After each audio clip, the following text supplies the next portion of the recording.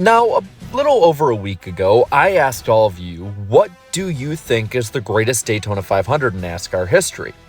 And I gotta say that I really enjoyed how forthcoming many of you were. If you had an opinion that was biased, you said so, but also you looked at some races that weren't really favorites and looked at them in an unbiased way, and it's really incredible to look at.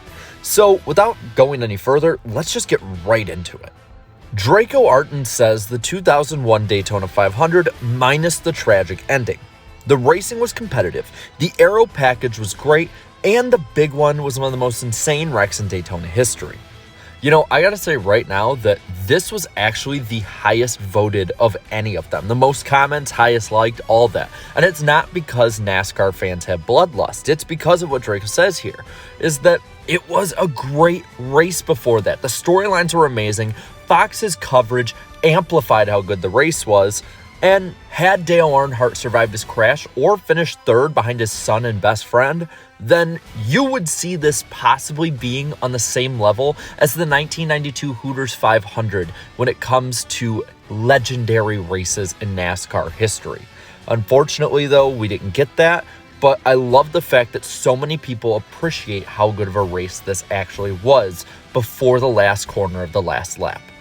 Cameron Morris says the 1976 Daytona 500 honestly had a crazy finish with David Pearson and Richard Petty crashing across the line and Petty's crew trying to push his car across the line and Pearson ending up cruising across the line and winning the race.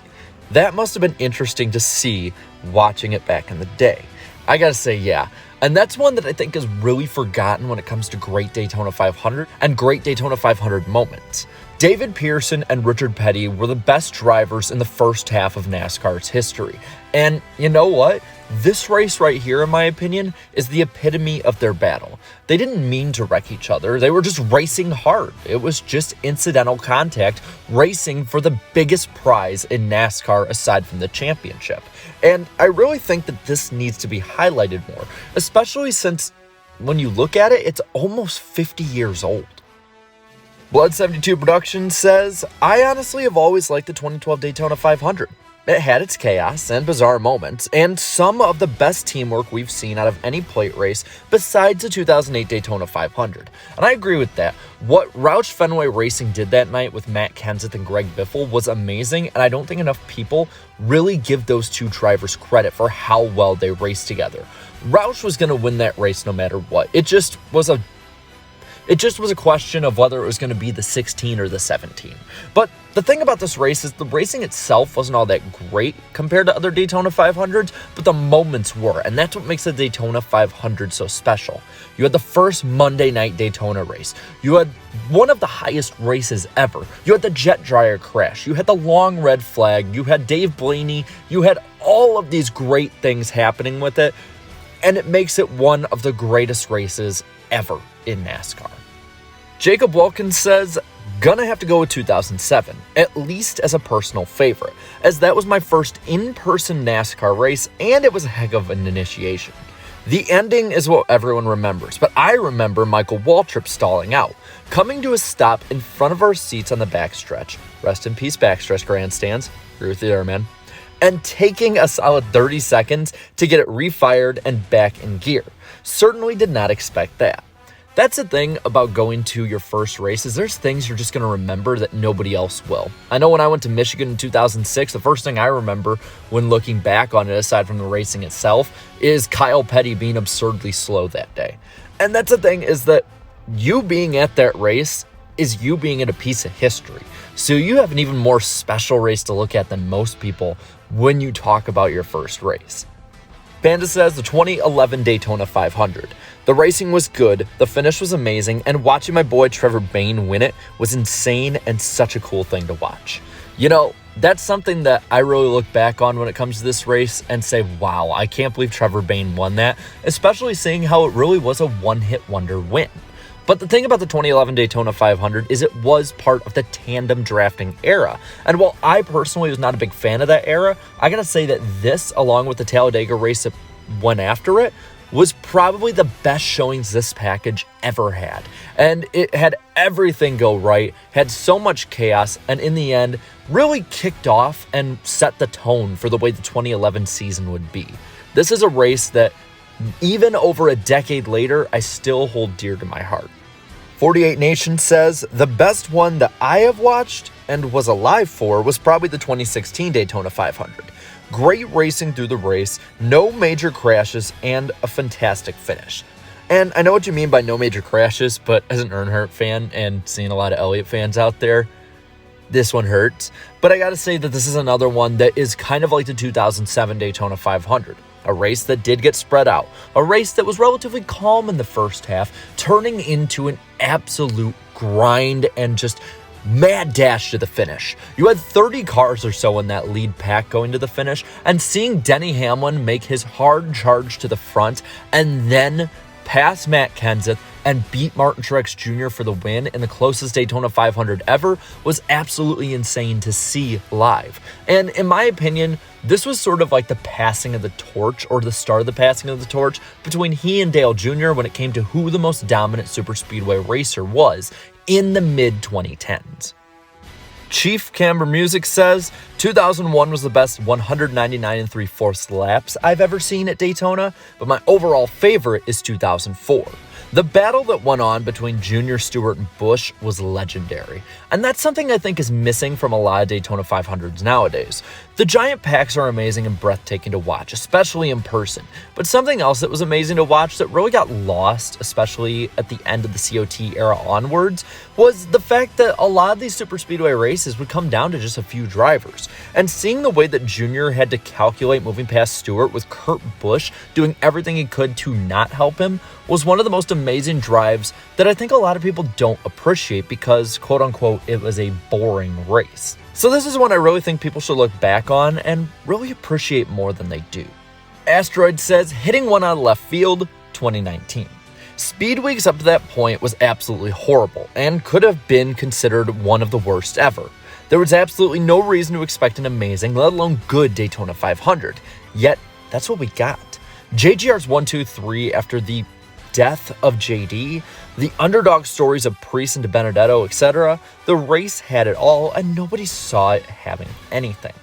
Yeah, I remember that Speed Weeks leading up to it and it was very underwhelming, but the race itself was a good send-off to the Superspeedway package that they had at the time. JD Gibbs did pass away before that, and seeing those guys up at 1, 2, 3 at the finish was amazing. But I gotta say, Matt DiBenedetto really was the star of this race. In his number 95 Levine Family Racing Toyota, he managed to pretty much dominate the middle portion of that race, and I think it really set up what later in the year would become one of the best underdog drivers that people would root for. Fake Super says, the 2006 Daytona 500. It had a lot of good memories and a first-time 500 winner. Yes, Jimmy Johnson was a first-time 500 winner, and this sparked the age of the evil 48 Empire. But I gotta say, the 2006 Daytona 500 is one that really is representative of the 2006 season, just overshadowed. And in this case, it was actually literally overshadowed because of the fog at that race. Because of that, NBC had a lot of low cameras, and they couldn't catch as many of the big moments without having some kind of haze over it. It was a good race overall, and something many people might not know about this race is it's actually the most watched race in NASCAR history. So that's an interesting tidbit right there for you. Race Day Top 5 with Frank V says, the 2005 500. Been a Gordon fan for a long time, and still love him today. I wasn't watching it back then because I didn't become a fan until 2006, but watching it on YouTube showed me how special it was that year. Yes, I've made a whole video about this, so I won't go too much in detail, but the 2005 Daytona 500, in my opinion, is the epitome of a mid-2000s race. If you wanted to learn anything about NASCAR like a first-time fan like myself at the time did, you needed to watch that race because every major player, every popular player, and every veteran that was going to be retiring soon was up front at the end of that race, so you quickly got a good crash course on who the main players were. H.A. Harris says 2002. At the end, the race was red flagged and Sterling Marlin got out of his car and tried to fix some damage, and the officials slapped him down for it. Ward Burton won the race. What an awesome day.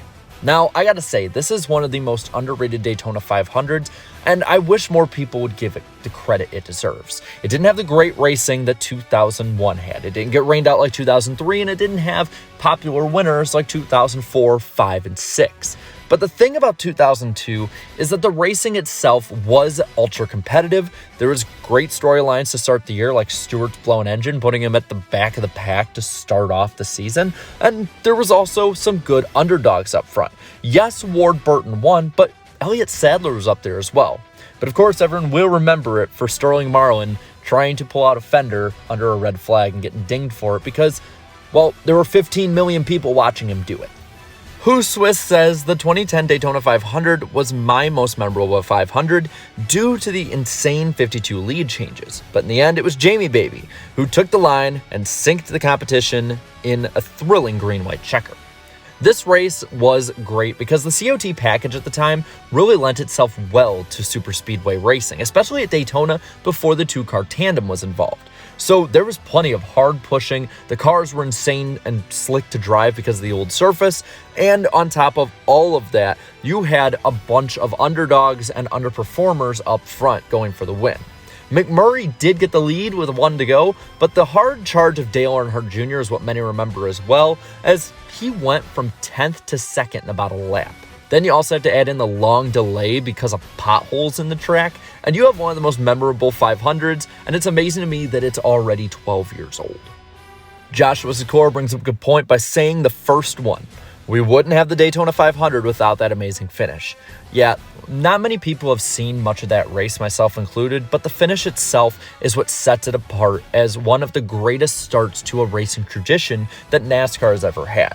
And he's right, if we didn't have that finish, we probably wouldn't have the lore of the Daytona 500, even if the race itself wasn't to be remembered in full. And we'll finish this one off with my buddy Danny B. Talks, 1998, without a question. Couldn't have wrote it better as a fictional race. 20 years of trying and 20 years of frustration.